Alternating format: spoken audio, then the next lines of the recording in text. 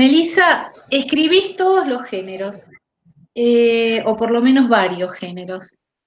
¿Cómo surfeás entre ellos? ¿Cómo te sentís? ¿Cómo surge la idea? ¿Surge junto el tema con el género? ¿Cómo es eso en tu escritura?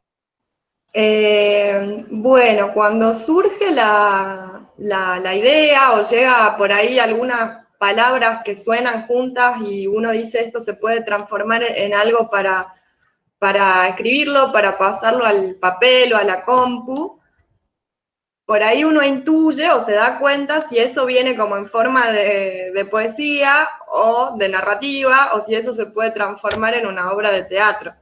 Ahora, por ahí no hay esa diferencia entre géneros. Pasa que después hay como que quizá encasillarlo a la hora de decir, bueno, esto va a ser un libro de poesía, esto va a ser un libro de cuentos, esto va a ser una obra de teatro, pero algo de lo que me doy cuenta es, por ejemplo, los poemas, la manera de escribirlos, por ahí es bastante narrativa la forma porque es un lenguaje más directo. Eh, cómo me van surgiendo a mí, digamos, los poemas o mi manera de escribir, pero sin embargo es algo poético, no es algo del índole del relato. Y al mismo tiempo un poco sí, pero el efecto, digamos, que por ahí uno intuye y se da cuenta cuando queda como listo, es poético, más bien poético. Y después también yo siento una relación fuerte entre la poesía y el teatro, más que nada, más que con la narrativa. Me parece que el teatro es muy poético, es porque es metafórico, porque pega en algún lugar de uno, digamos, que te moviliza para el lado de lo poético, de la poesía. Y al escribir teatro también va saliendo esto que puede ser o en el diálogo de los personajes o en una situación que se produce, tiene más que ver con ese costado quizá que uno encuentra también en la poesía. Entonces, bueno, eso me pasa por ahí con los géneros, pero cuando uno, como te digo, empieza como la idea, el impulso de esto se va a transformar en algo para escribir, por ahí por lo general uno ya sabe en qué se va a convertir, aunque no estén por ahí tan delimitadas las fronteras entre uno y otros. ¿Te pasó alguna vez de tomar un mismo texto para trabajarlo en dos géneros diferentes? Sí. Me pasó, por ejemplo, con un monólogo que estaba escribiendo y que empezó siendo como un poema en primera persona. Nunca lo he publicado, lo tengo ahí en la compu y cada tanto lo abro, lo miro, lo trabajo, lo retrabajo un poco, qué sé yo. Pero sí, empezó siendo quizá como algo como con forma de poema. Era un personaje de ficción de un libro clásico de la literatura, uno de los personajes que yo decía, este personaje tiene que pedir ayuda por la situación en la que está atravesando en el libro, entonces empecé como a escribir en primera persona con su voz. Y después dije, esto podría ser en realidad un monólogo teatral, podría ser interesante llevarlo para ese lado y quizás hacer como una serie de monólogos en ese tono, y bueno, quedó ahí como la idea, y sí, fue uno de los casos en que se transformó de un lado para el otro, y que a veces uno después lo vuelve a pensar y dice, no, quizá mejor lo dejo de este otro lado, quizá funcione mejor como un poema, pero no, sería divertidísimo también ponerle cuerpo a eso,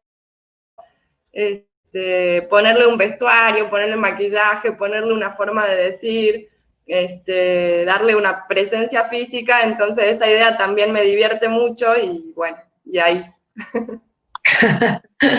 Melissa, una de las cosas que me fascinan de tu escritura es el humor. La profundidad está puesta también en el humor, no son dos cosas que circulan de manera diferente, sino que van juntas. Y a veces es el mismo humor el que produce el giro de la profundidad. Me gustaría que nos hablaras un poco acerca del uso del humor que te propones. Bueno, sí, es algo como que sale así como medio espontáneamente, no me lo propongo yo así como algo, como un programa que yo tengo de voy a escribir todo en este, en este sentido y que sea humorístico. Es algo como que yo creo que está en mí ya desde que soy pequeña, ese lado como humorístico. Y sirve también para desdramatizar un poco cosas que, a ver, la poesía es como que por lo general siempre se cree que va para el lado de lo dramático, de lo serio, más de lo, quizá de lo solemne. Y no, muchas veces se puede decir cosas que uno no las podría decir de otra manera, digamos, más que o sea, utilizando o haciéndolo a través del humor, porque también es un poco descomprimir y reírse un poco de esas cosas, a lo mejor un poco que se le hacen a uno como una carga un poco pesada a veces. Y que no sé, no tiene mucho sentido trabajarlo siempre desde lo pesado, desde el bajón, desde lo dramático. Es como reírse un poco de las cosas humanas que nos pasan a todos, qué sé yo.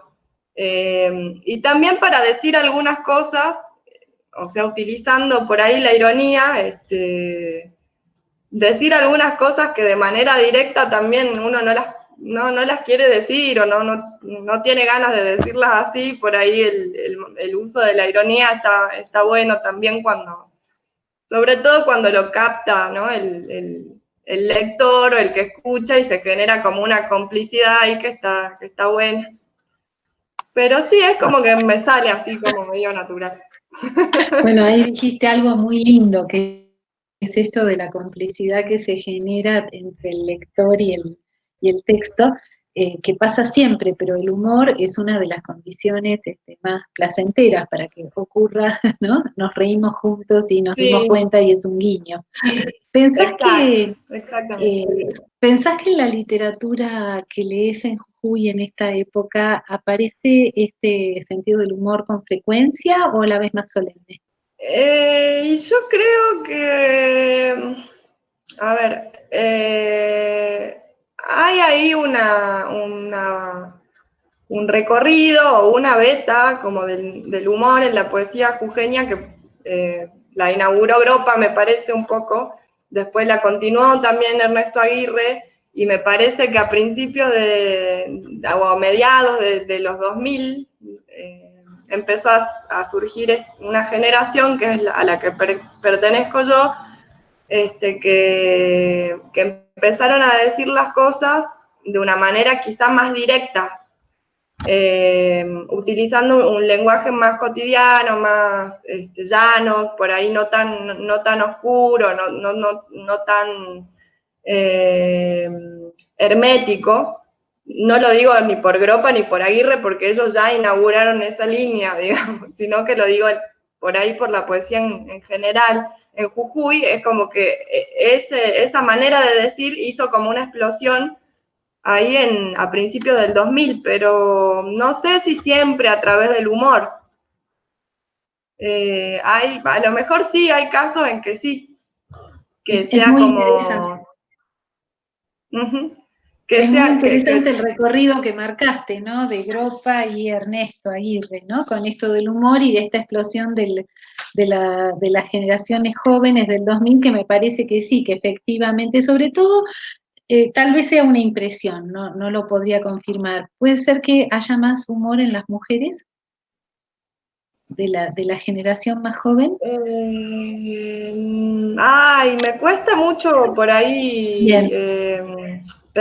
pensarlo. No sé si es algo que tenga que ver con el género. En No este digo que caso. tenga que ver con No, el no. género, sino que me pareció leer mucho humor entre las poetas de Jujuy, ¿no? Sí, puede ser. Estaría bueno ahí como armar Estaría bueno mirarlo, una fijarse un rueda y poco, preguntarles cómo lo ven ellas. hacer Sí, una mini sería bueno. estadística, porque me dio esa sensación de que leí mucha poesía de mujeres de Jujuy con mucho humor, ¿no? Ujú. Sí, sí, Bueno, puede ser, puede ser. también es verdad que hay una publicación mayor de mujeres a partir del 2000 y entonces también es cierto que pueden aparecer más estos elementos. Decime, Sí. ¿qué autores y autoras de tu generación o de Jujuy en general, que ves cercanos, te interesan o te llaman la atención o te ven que están, o ves que están en un camino que te gusta? Bueno, yo puedo nombrar muchos colegas, porque bueno, de hecho hemos empezado a recorrer un camino casi en el mismo momento, y hemos seguido, ¿no? Hemos continuado. Entonces, yo creo que nos tenemos bastante consideración entre nosotros y reconocimiento también los unos hacia los otros. Entonces, somos muchos, a ver, por nombrarte, muchos y muchas. Paula Soruco, Salomé Esper, Pablo Espinosa, Ezequiel Villarroel, Federico Leguizamón, Fernanda Escudero, no me quisiera olvidar de nadie, bueno, Lola Castro Olivera, Daniel Burgos, César Colmenares, somos varios, Elizabeth Soto, que bueno, que empezamos más o menos en esa época. Después hay otros que que fueron como sumando sus voces y sus poemas un poco después. Pero siempre, bueno, seguimos compartiendo muchas cosas, ¿no? Muchos espacios, llevamos nuestros libros a ferias de ediciones independientes que se arman aquí mismo también. Se generan festivales de poesía, entonces siempre estamos en vínculo unos con otros. Creo que Qué es una bueno. generación que ha dado muchas Sí, voces. mucha explosión, estoy muy contenta de ver eso, es muy grato. Decime, Sí, sí, Melissa, sí. ¿cómo te agarró la pandemia? ¿Cómo la estás viviendo? ¿Y cómo ves? Bueno, sí, A ver si. sí, decimos. No, era como, es decir, ¿cómo te agarró? ¿Cómo la estás viviendo? ¿Y qué proyección ves del mundo después de la pandemia? Es un poquito larga la pregunta, pero bueno, para redondearla. Bueno, hasta el camino que llevamos recorrido, las cosas como que cambiaron bastante. Yo estoy acá en mi casa encerrada desde marzo. No veo a mi mamá y a mi papá desde marzo, los extraño mucho, porque viven en otro lugar de Jujuy y bueno, se me cayó el celular, perdón. Perdón, empiezo de nuevo con la respuesta. Yo veo que, bueno, de lo que venimos viviendo hasta acá, desde que empezó la pandemia, es como un cambio muy grande y como de golpe, ¿no? Esto de estar como mucho tiempo encerrado, eh, esto de tener que trabajar a través de internet, divertirse a través de internet, porque para despejarse veo una película y la veo en internet. Si hago algo de ejercicio, hago el ejercicio poniendo internet para que alguien me guíe. Uso la computadora para todas estas etapas del día, digamos, y estar en el mismo lugar usando los mismos dispositivos todo el tiempo es algo que, bueno, a uno como que lo satura un poco y por ahí es bastante, digamos, y yo creo que eso también influye a la hora de escribir, ¿no? porque, por ejemplo, sobre la pandemia y sobre lo que estamos atravesando, a mí como que no me dan muchas ganas de escribir sobre eso. Y además es algo como que lo tenemos muy encima el tema, y nos pone muy tensos, estamos como tensos con la cuestión, entonces uno se necesita como despegarse un poco del objeto para poder entender qué es y qué le pasa a uno con eso para poder volcarlo por ahí en palabras o en algo creativo. Entonces eso me parece que está como influyendo mucho en un bloqueo que espero que, me parece que a mucha gente le pasa lo mismo, y que, bueno, por ahí quizá cuando esto empiece como a mermar, a apaciguarse un poco, y ojalá que se vaya del todo, que pase, que se encuentre una solución, no sé si volveremos a como era todo antes. Ojalá que, no sé, es como, yo veo que esto es como algo muy grande que está pasando, digamos. Que no es que de un día para el otro las cosas van a volver a ser de pronto como eran antes.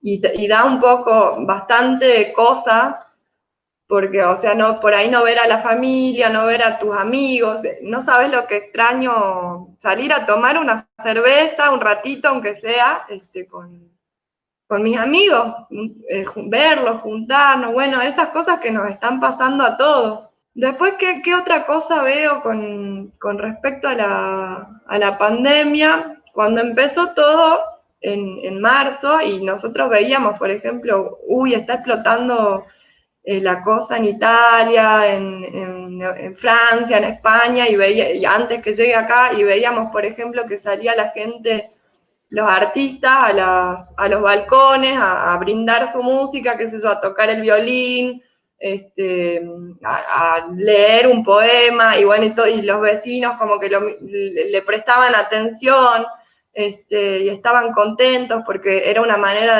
de sobrellevar el peso del encierro.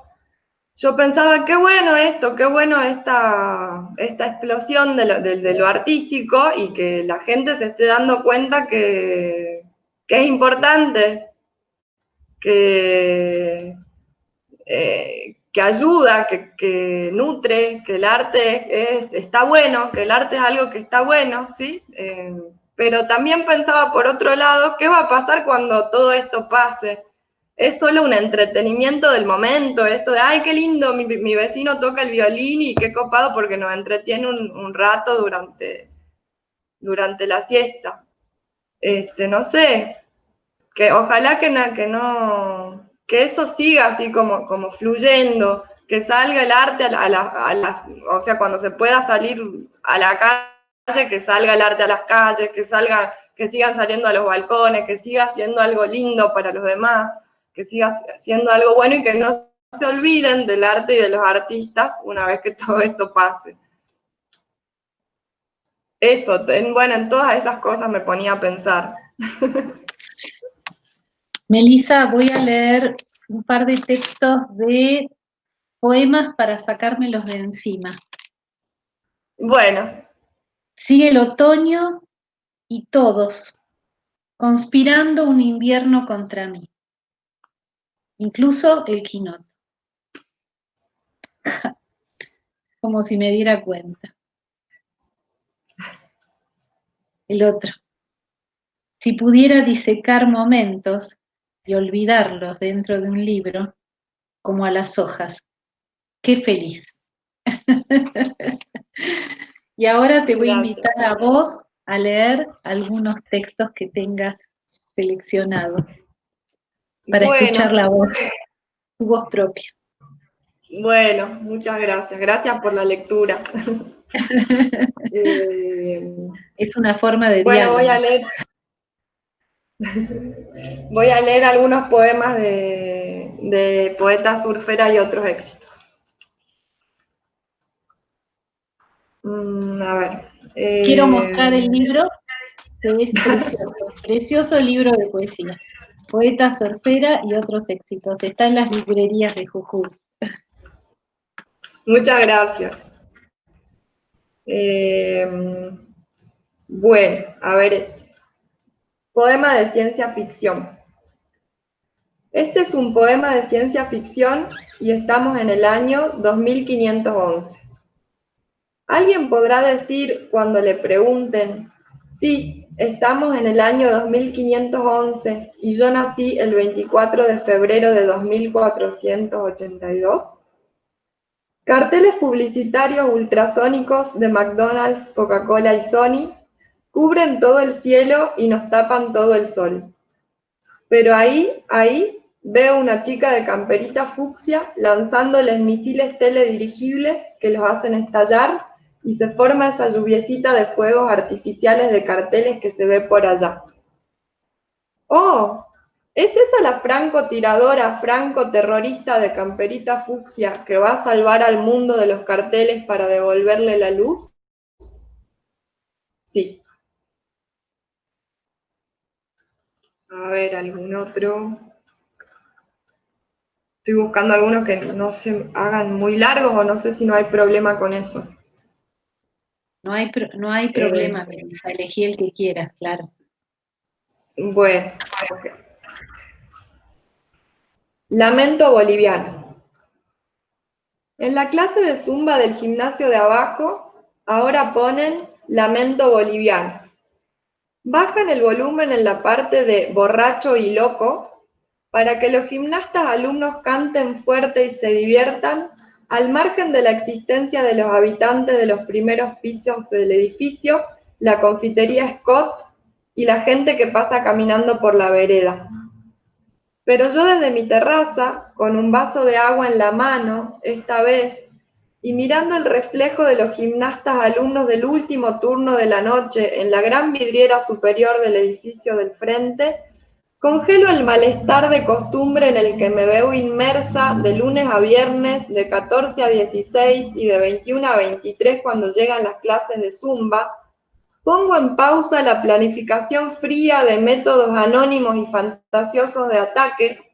Uno es clavar en el muro de mi terraza una cadena que tenga una gran bola de metal en la punta y lanzarla cuando esté todo cerrado y oscuro y dormido y sea muy, muy tarde contra los vidrios de las ventanas del gimnasio hasta hacerlo estallar en cientos de partes y luego, después de izar la bola nuevamente hasta mi terraza, de alguna manera arrojar adentro, a través del marco hueco de las ventanas rotas, alguna especie de bombita de olor que obliga al gimnasio a suspender las clases, aunque sea de las primeras horas de la mañana.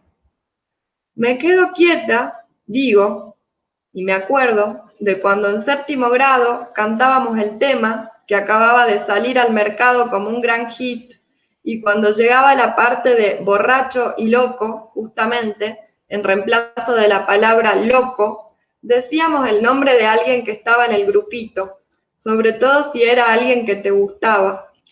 Yo decía Gonzalo, y por un fragmento de segundo dejo de pensar en las clases de zumba, en la dueña del gimnasio, en todo lo que supondría el envío de una carta documento, en la posibilidad de alianza en protesta con los demás vecinos, en el administrador del edificio, en la dirección de control comercial de la municipalidad, en el defensor del pueblo, en la bola de metal y sus posibles consecuencias. Muchísimas gracias, Melissa.